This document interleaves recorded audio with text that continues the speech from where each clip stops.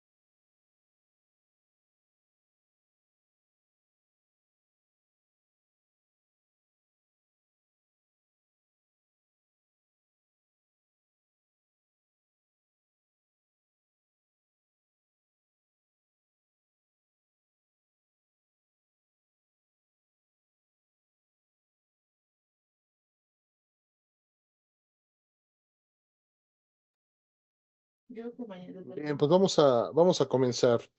Espero que se escuche bien. Ya, bueno, les comento, hoy estoy, bueno, no es hoy, sino ayer y antier estoy estrenando computadora y pensé que el micrófono de la computadora iba a ser mejor, pero parece que no.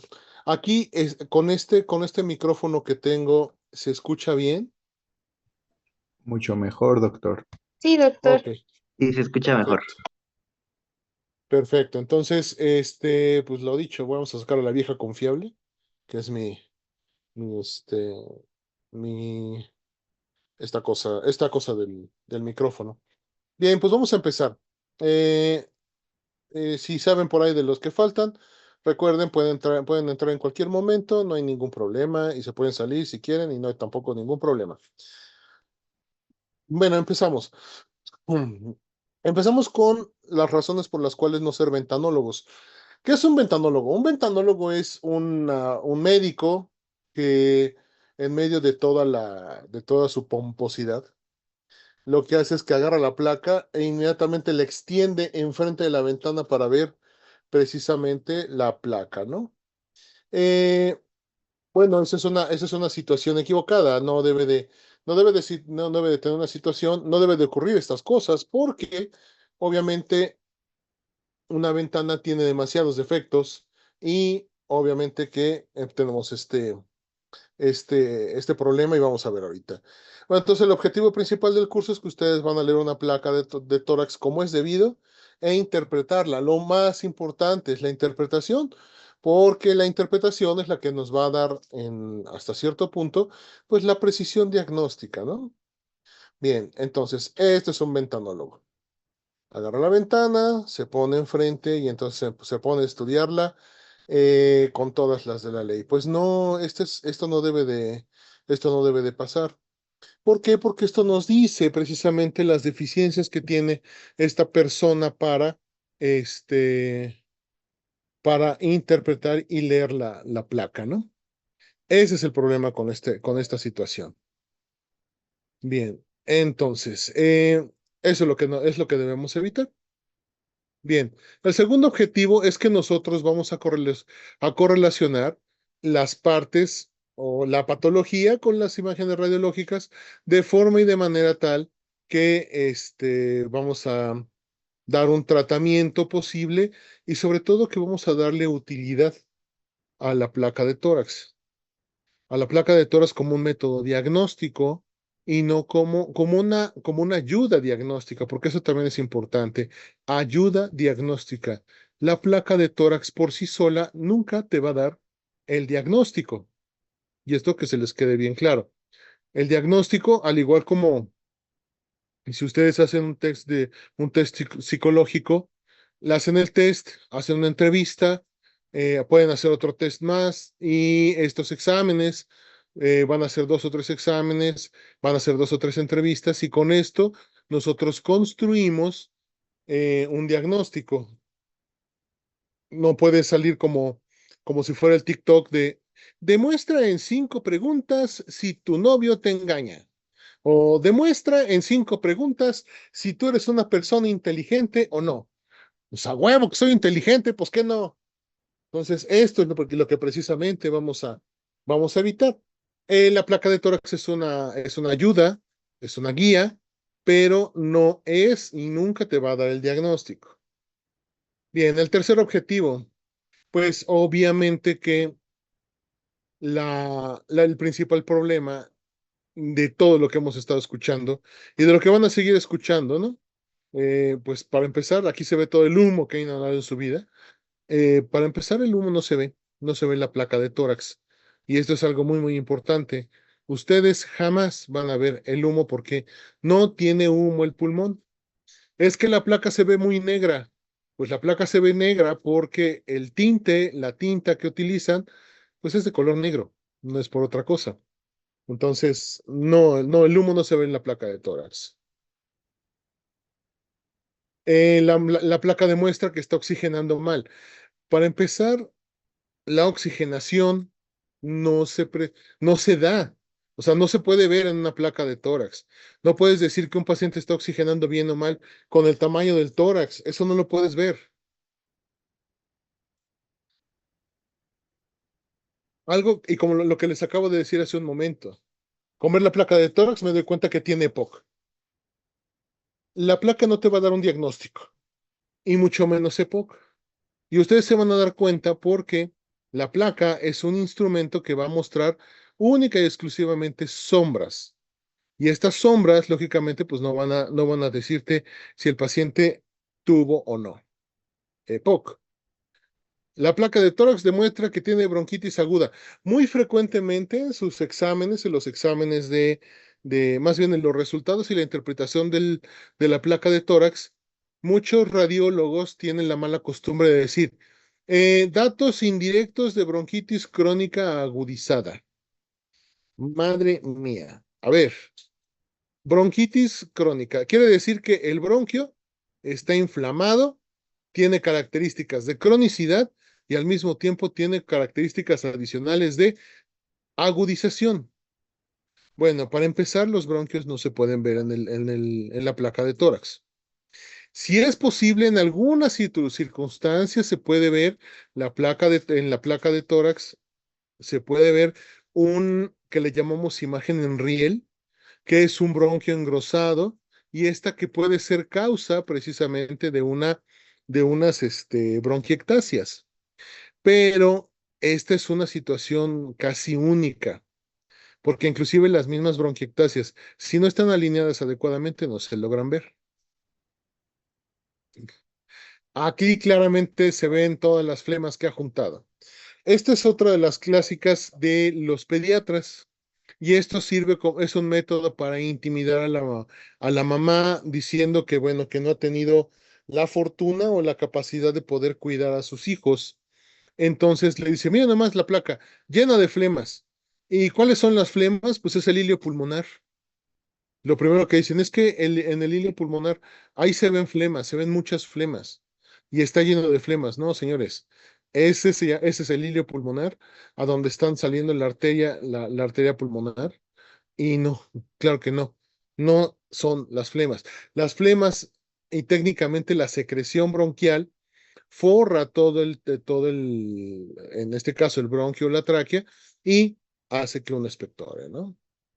Y bueno, pues obviamente pues ya llega un momento que es cansado porque estas cosas que yo he recogido han sido por muchísimo tiempo y hay otras que superan la imaginación, vaya.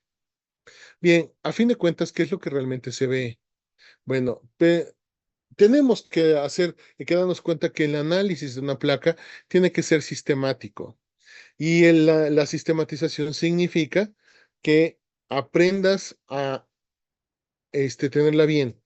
Ahora, hay algo muy importante. Lo más importante es que cuando nosotros, y ustedes yo creo que en el Facebook, especialmente en el Facebook, vamos a encontrar que hay inclusive cursos completos de radiología de tórax. A veces son libros, más que nada, ahorita están promocionando un libro, bastante malo por cierto. Bueno, a mí me toca hacer evaluaciones por parte de nuestra universidad sobre este tipo de publicaciones. Y bueno, ya tuve la fortuna el infortunio de ver este libro y pues es bastante deficiente, se llena de cosas que son inútiles. ¿Qué es lo que no es útil para una persona? O sea, en este caso para ver una placa de tórax. Pues que ustedes aprendan todos los síndromes y todas las cosas que están repitiendo una y otra vez. Ese es el problema con esto, ¿no? Que no funciona, así no funcionan las cosas. ¿Cómo, cómo se aprende a leer una placa de tórax? Bueno, si ustedes han entrado a la Gandhi o han entrado a alguna de estas librerías grandes, yo estoy casi seguro que cuando ustedes buscan en libros de instrucción, van a encontrar cómo pintar en acuarela, cómo pintar a pincel, pero nunca van a encontrar cómo andar en bicicleta, por ejemplo. No, para aprender a andar en bicicleta, pues te tienes que montar en una. Difícilmente te van a explicar cómo andar en bicicleta. Quizá a lo mejor los cuidados y qué tipos de bicicletas hay, pero de cómo andar en bicicleta, un manual para cómo andar en bicicleta, pues no lo hay. Así también acá, un curso para placa de tórax no tiene mucho sentido si ustedes no lo practican. Y por eso precisamente es que son importantes las rotaciones, porque las rotaciones nosotros vamos a poder practicar y vamos a poder correlacionar lo que estamos viendo. Bien, continuemos. El análisis de la placa. ¿Qué es lo que vamos a hacer cuando vamos a analizar una placa? Vamos a ver diferentes cosas. Primeramente, si es ver si es AP o PA. No es lo mismo AP o PA. Esto quiere decir póstero anterior o antero posterior. Cada una de ellas tiene su característica. Entonces, vamos a ver eso, vamos a poderlo analizar. Si está cefálica o podálica, si está centralizada o lateralizada, si existe un tiempo de exposición, si está penetrada blanda o normal, o si está inspirada o expirada. Es precisamente todo esto lo que vamos a analizar en la placa de tórax. Bien, para empezar, vamos a hablar de las proyecciones. ¿Qué es lo que vamos a tener en una placa de tórax? Primeramente, vamos a tener una póstero anterior, que nosotros le ponemos PA, y es la clásica teleradiografía de tórax.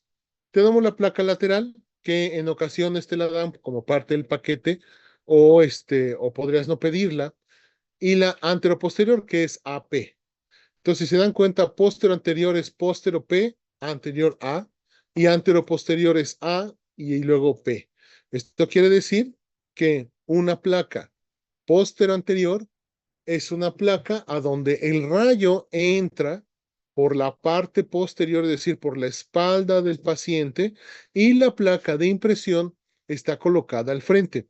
Esta es la que nosotros conocemos como la teleradiografía de tórax.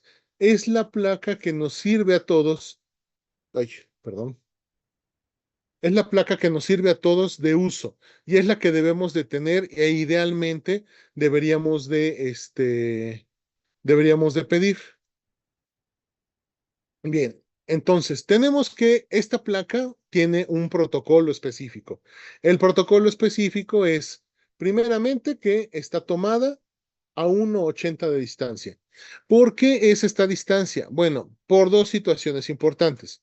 La primera, recordemos que los rayos X son rayos que viajan en el espacio de forma divergente.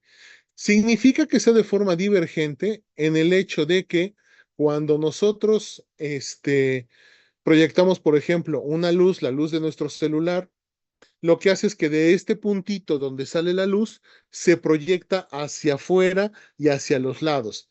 Así entonces, bueno, si queda bien alumbrado, a una distancia cierta, pues ya tienes toda la pared alumbrada. Lo mismo pasa con los rayos. Los rayos también viajan de esta manera, de forma divergente. Y entonces, a 1,80 de distancia, lo que pasa es que el tamaño de las sombras, especialmente del mediastino, se van a ver en el 99,98% del tamaño real. Esa es la primera. Es decir, que las figuras o las sombras no existen agrandadas, no están agrandadas. Debe de estar tomada en una inspiración profunda. La clásica de que si ustedes ya le han tomado una placa de este tipo, le dicen tome aire, no, tome aire, sosténgalo, no respire. Entonces, esto sirve para que nosotros insuflemos el pulmón, lo llenemos de aire y una vez lleno de aire, sostenerlo para que veamos el pulmón en una forma expandida. ¿Para qué tenemos que ver la forma expandida? Pues para ver el tejido, o sea, el intersticio pulmonar, para ver la circulación pulmonar y para ver el mediastino como es debido. Las escápulas deben de estar en una posición fuera del campo pulmonar y esto se logra precisamente teniendo los brazos a los lados como si estuvieran agarrándose la cintura o en este caso como el dibujo, invirtiendo completamente los brazos hacia adelante para que las escápulas se desplacen a los lados y puedan salirse. Y algo muy importante que es radiológicamente segura. Cuando hablamos que radiológicamente es segura es que la radiación no tiene un efecto malo para nosotros por la distancia, por la cantidad de rayos que se proyectan y sobre todo por la distancia, ¿no? Y esto nos da como consecuencia que ustedes pueden sacar una placa de tórax a una persona embarazada a partir del segundo trimestre del embarazo. Es decir, que si es necesario, absolutamente necesario, tomarle una placa de tórax, bueno, pues entonces pueden tomársela a partir del segundo trimestre del embarazo. En el primer trimestre del embarazo, recordemos que está lo que es la diferenciación orgánica, la diferenciación de los órganos, y pues ahí sí podría existir un riesgo importante. Pero a partir del tercer mes, en el cuarto mes, ya ustedes pueden tomar una placa de tórax sin problema a un paciente embarazado, ¿no? Bien, la anteroposterior. La anteroposterior es tomada generalmente al pie de la cama del paciente. Y esta placa sí tiene diferentes variantes. Recordemos la misma característica. Los rayos X tienen esta capacidad divergente. Así es que como ustedes, por ejemplo, podrían acercar, tenemos el ejercicio de la lámpara. Nosotros acercamos la lámpara, nos acercamos la mano a la lámpara, la sombra que se va a proyectar es una sombra más grande. Entre más la acerquemos, más grande va a ser. Entonces, la distancia va a ser variable. Y si es variable, lógicamente los órganos se pueden ver alterados. No necesariamente es en una inspiración profunda. Cuando tú solicitas una placa de tórax en la cama del paciente, es porque las condiciones del paciente no son las suficientes y las necesarias para que puedas llevarlo a la sala de rayos. Entonces, bajo ese aspecto, esta placa de tórax no necesariamente es sin inspiración profunda. De hecho, por ejemplo, en terapia intensiva, cuando le toman las placas a los pacientes, pues están intubados. Entonces, pues no hay ninguna restricción para tomársela en inspiración o en expiración. Obviamente, al estar acostado, recordemos que el mediastino es una bolsita de agua con muchas bolsitas dentro de agua, pues esta se deforma dependiendo de la posición en la que estés. Tu mediastino tiene una forma si estás parado. Ese mediastino cambia si tú te acuestas. ¿Por qué? Porque la gravedad lo cambia y cambia las características. Entonces, una placa antero-posterior no es tan confiable como una póster anterior y es radiológicamente menos segura. ¿Por qué? Porque obviamente, pues la altura o la distancia que tenga del emisor al paciente, pues es una distancia variable y dependerá básicamente de la estatura del chavo que la esté tomando, porque es el que va a poner el foco emisor en el paciente. Entonces aquí puede ser a una distancia de 60 centímetros o de 1 metro. Entonces, ¿qué diferencia hay entre una póster anterior y una anteroposterior? Que la póster anterior es una placa para diagnóstico, que no se les olvide, para diagnóstico. Y por lo tanto, les sirve a ustedes para poder afirmar o negar que tenga tal o cual cosa. Y la anteroposterior es una placa de seguimiento.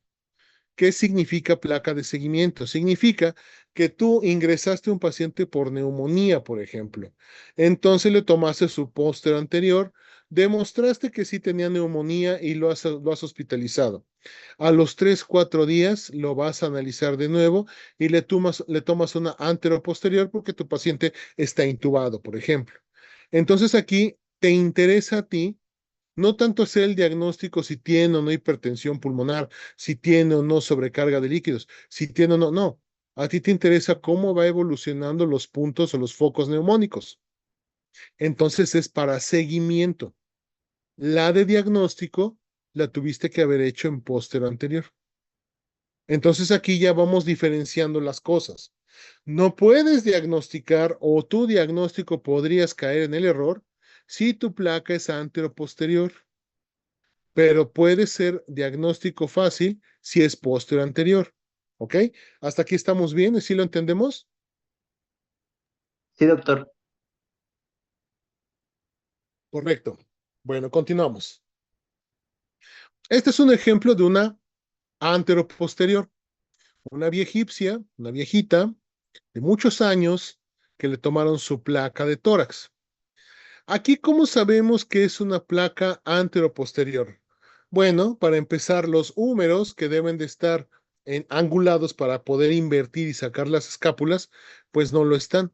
Entonces las escápulas están dentro del área pulmonar. El mediastino, como se darán cuenta, tiene una forma diferente.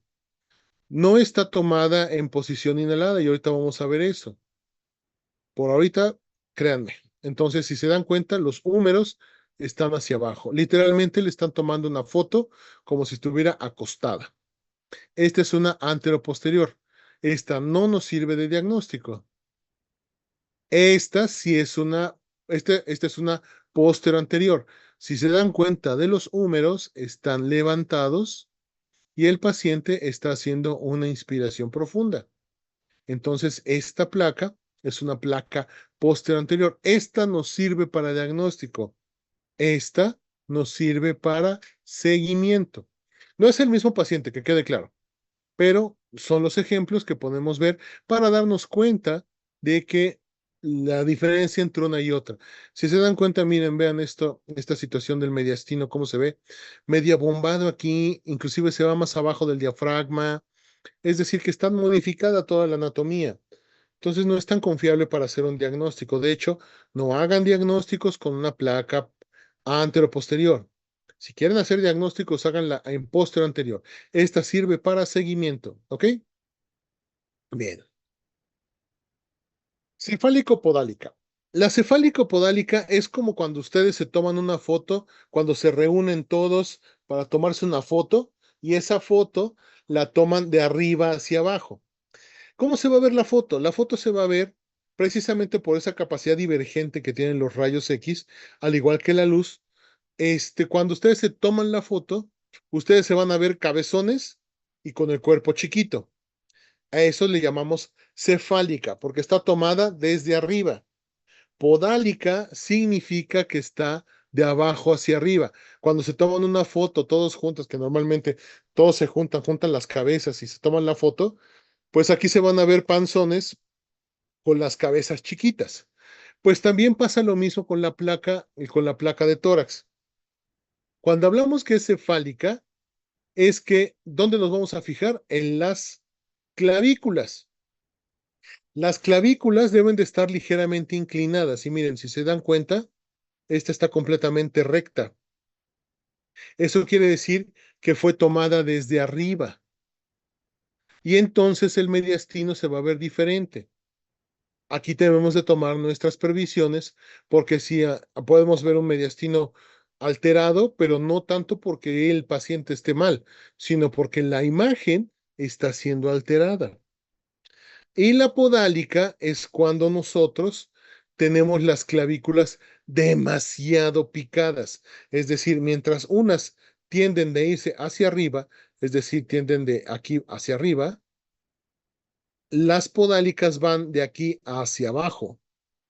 Entonces, una parte media debe de estar, las clavículas deben de estar más o menos a esta altura y deben de estar ligeramente inclinadas.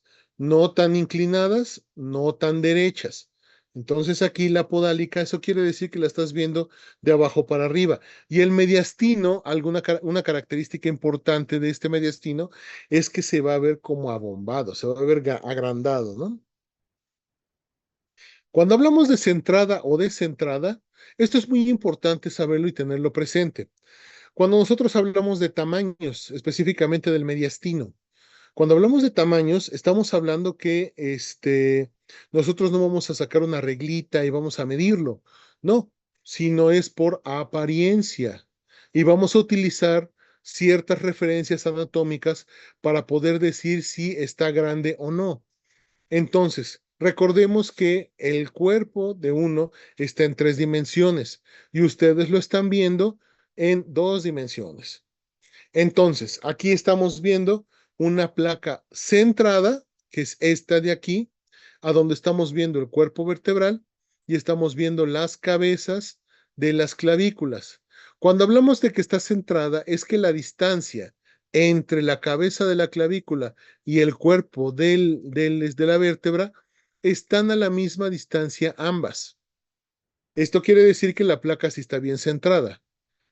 Pero puede estar de central a la derecha o de central a la izquierda, dependiendo quién esté más cerca de la clavícula, del cuerpo vertebral. En este caso, por ejemplo, está a la izquierda porque la clavícula izquierda está más pegada que la derecha. Y aquí viceversa. La cabeza de la clavícula está más pegada hacia hacia el cuerpo vertebral que la derecha, que la izquierda. Un ejemplo, por ejemplo. Aquí estamos viendo, por ejemplo, el cuerpo, digo, la clavícula, y esta es la cabeza de la clavícula. Y aquí estamos viendo la cabeza de la clavícula que está virtualmente dentro de la columna dorsal. Esto entonces está descentrada hacia la derecha. Está metida a la derecha, está salida a la izquierda. Eso quiere decir que se la tomaron como de 3/4, por decirlo así.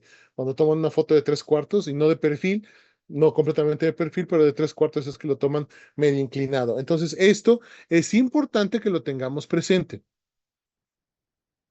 Aquí, por ejemplo, tenemos otro ejemplo de otra cabeza de una clavícula. el cuerpo vertebral, y aquí está la otra cabeza que está metida también en el cuerpo. Esta también está descentrada sobre la izquierda, digo sobre la derecha, perdón. La clavícula del lado derecho está metida en el cuerpo dorsal y la izquierda está muy alejada. Y tenemos la centrada. La centrada, aquí estamos viendo la cabeza, el cuerpo, la cabeza y el cuerpo. Estamos viendo que están a la misma distancia. Esta sí es una placa centrada. Entonces, aquí ya empezamos a ver puntos cuando nosotros hacemos el análisis de la placa. El análisis técnico es este en primer plano.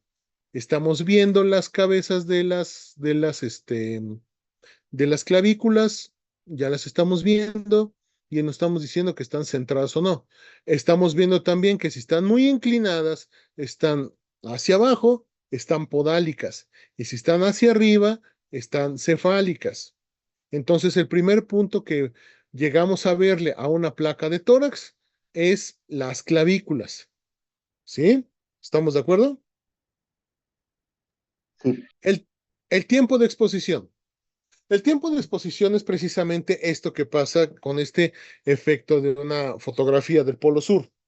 Aquí estamos viendo cómo es una foto de una exposición de todo un día, en donde, pues, gracias a la rotación de la Tierra, estamos viendo que estos puntitos son estrellas que hacen su trayecto durante toda la noche. Esta es una exposición prolongada, una exposición de todo el día.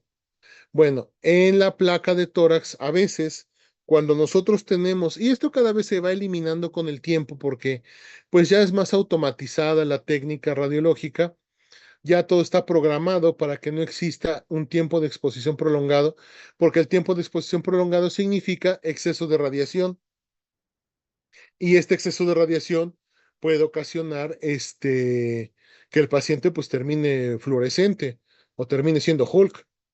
Entonces, bueno. El tiempo de exposición son milisegundos de la exposición. Entonces, a veces se calcula mal y tenemos esta situación. Aquí tenemos una placa de tórax con una exposición prolongada. Y ustedes me van a decir, oh, ¿dónde está la exposición prolongada? Bueno, si nosotros vemos en la placa y la analizamos adecuadamente, nos vamos a dar cuenta que el diafragma, a no ser que sea un alien, alguien que nos visita desde otro universo, desde otro planeta, este hombre tiene uno, dos, tres y hasta cuatro diafragmas. Bueno, ¿qué pasó aquí?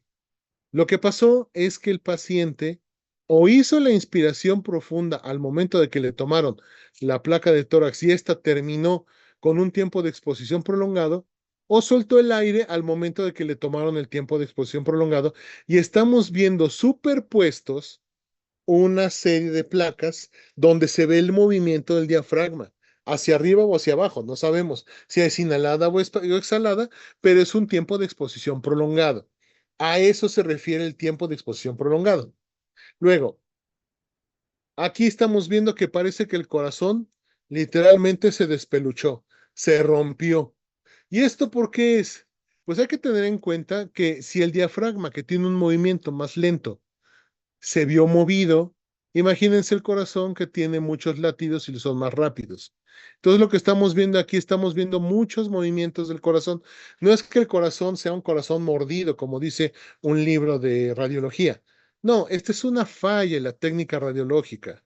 Aquí no, aquí el corazón no estalló. No, es una falla, nada más. Ajá. Entonces, algo muy importante porque muchas veces radiología dice, este es el signo de Angelus, y el signo de Angelus es un signo propio de un infarto.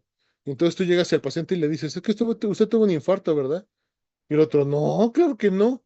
Bueno, pues menudo susto le vas a meter. Por eso es importante entender que esto es una falla técnica, no es una falla del paciente, no es una característica del paciente.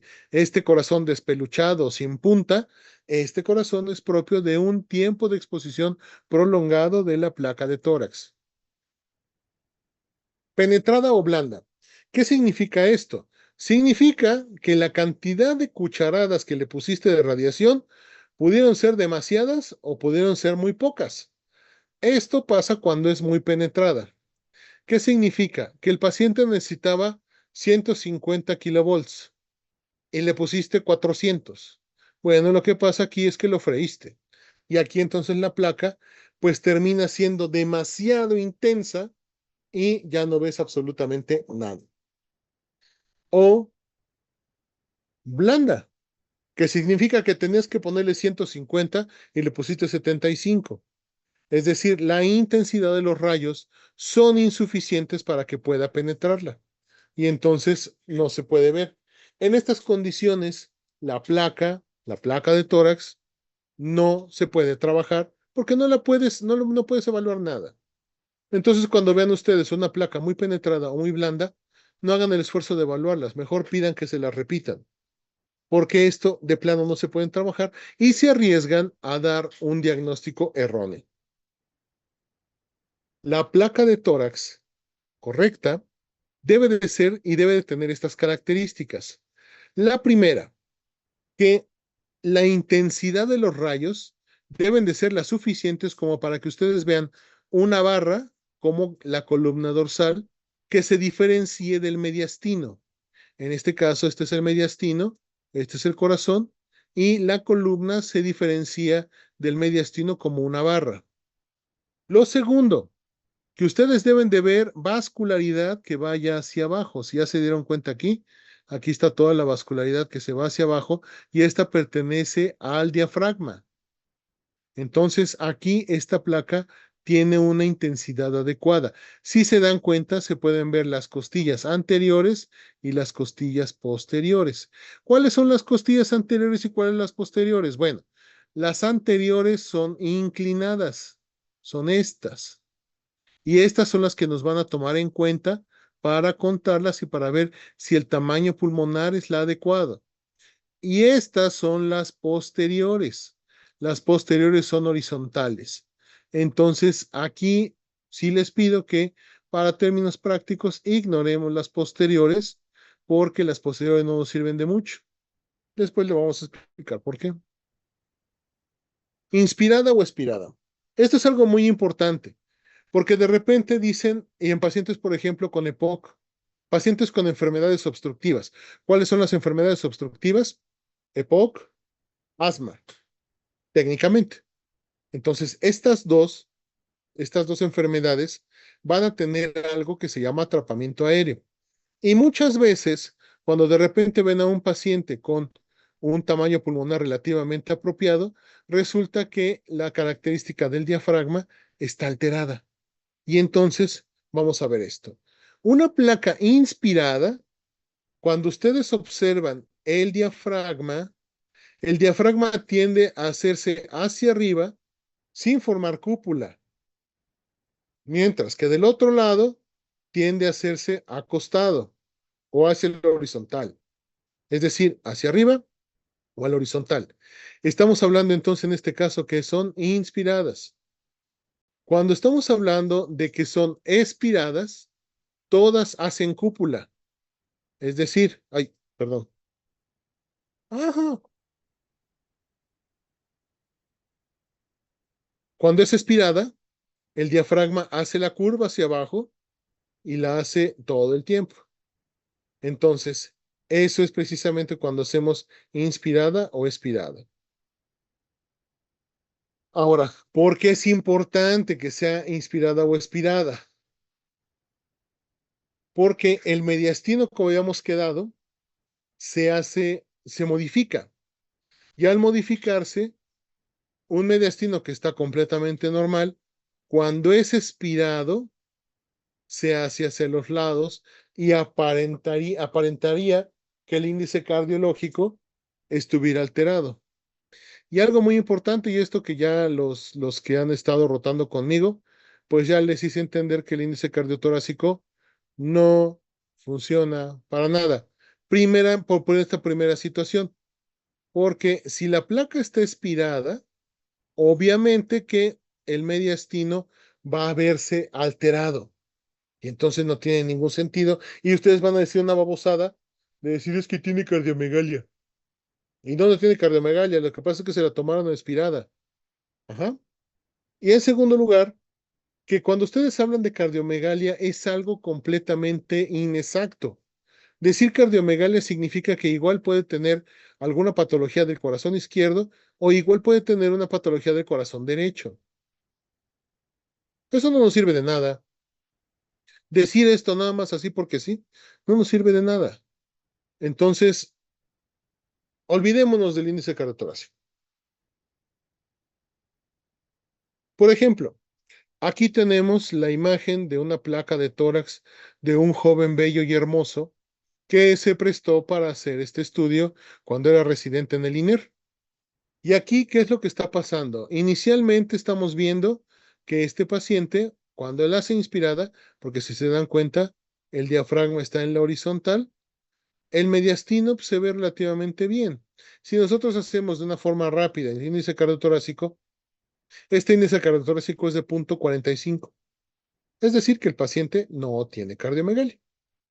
Y 35 o 40 segundos después le toman una nueva placa de tórax a este caballero y entonces vemos en esta posición expirada que el mediastino ha cambiado de conformación y este tiene un índice cardiotorácico de 61.